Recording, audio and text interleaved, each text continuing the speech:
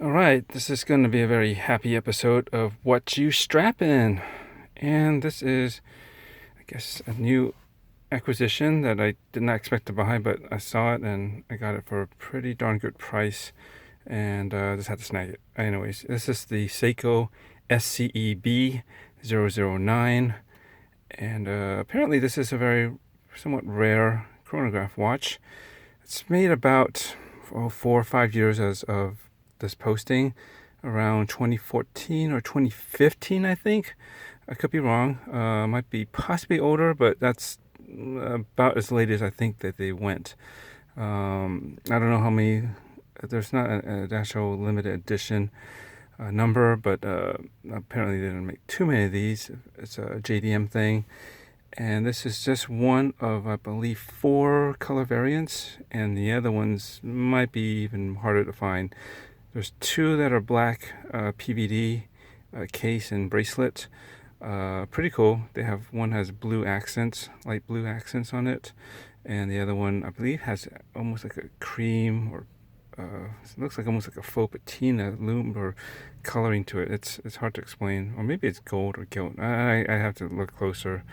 And then there's one that's silver, but it has like a brown bezel, tachymeter and dial, and it looks sort of like the brownish vintage 6138 bullhead chronograph that you all might be somewhat familiar with, but it's looks a little different. But it's color-wise, it's very similar. But yeah, that's on the wrist today. This is the stock bracelet that came with it. This will be definitely, I'm pretty sure, a pretty good, not pretty good, a very good strap monster. Just, I can imagine sporty rally straps of all sorts. Maybe some NATOs, so throw in some colors and stripes or something to throw in, make it keep it sporty.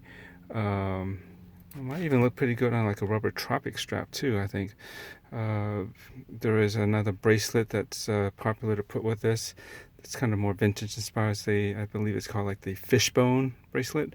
It's got like, imagine it's like this, but the center link is much skinnier.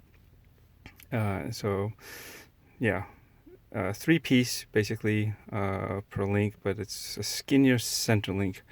Just look it up. It won't be hard to find. So I'll see. Maybe I'll try to get one of those.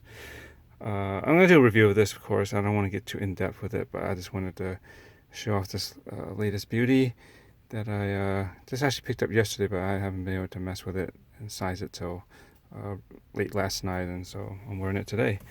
Everything seems pretty legit and kosher. Maybe some slight alignment with the second hand and the 12-hour track on the sub dial for the chronograph there. It's slightly off, but for these Spirit Smart Seikos, from my experience, the quality control is like as I guess many Seikos. Sometimes the alignment is not exactly spot on perfect, but overall it's close enough and it looks pretty darn good. And the price I got it for, I can't complain. I think this fulfills a long quest to find a nice bullhead chronograph. I've been wanting one for a while, and I've looked at all sorts, even like some obscure brands like, is it Scudera? It's an Italian brand. They do kind of like this.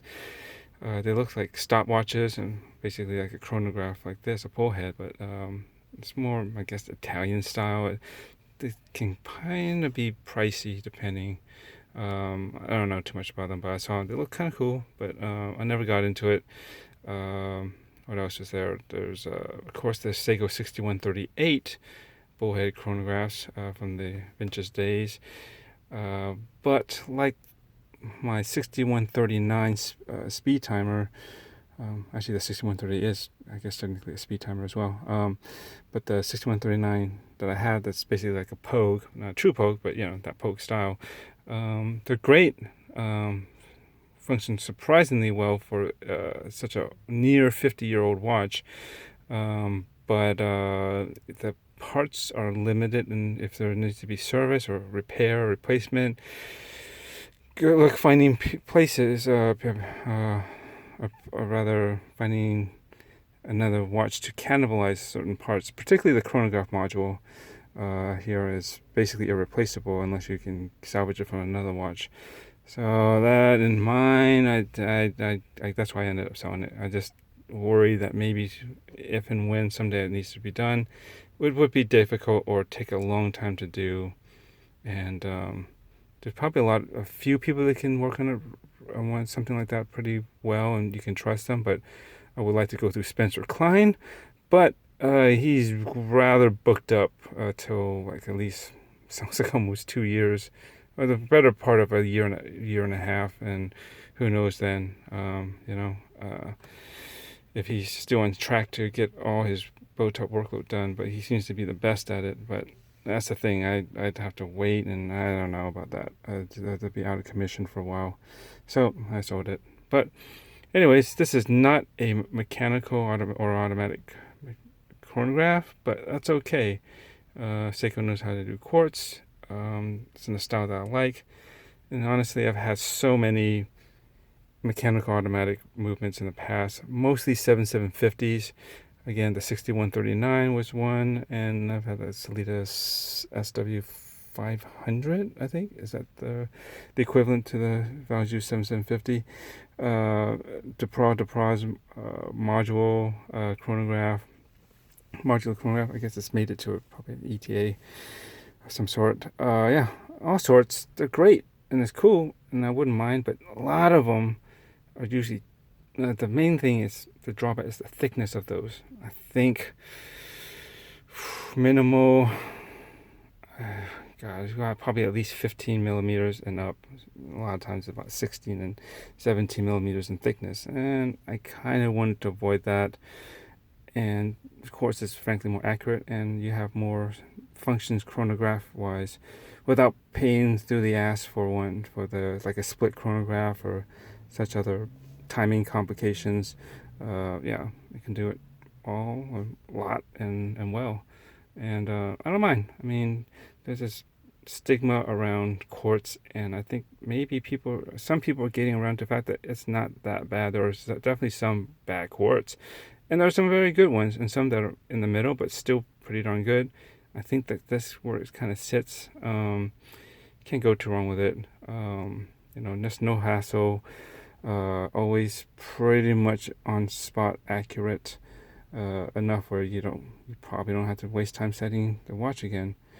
And I have plenty of other mechanical automatic watches I can get personal and set times and where to power it and all that stuff. But it's good to have one or two or even more quartz watches that in your collection that work out pretty good.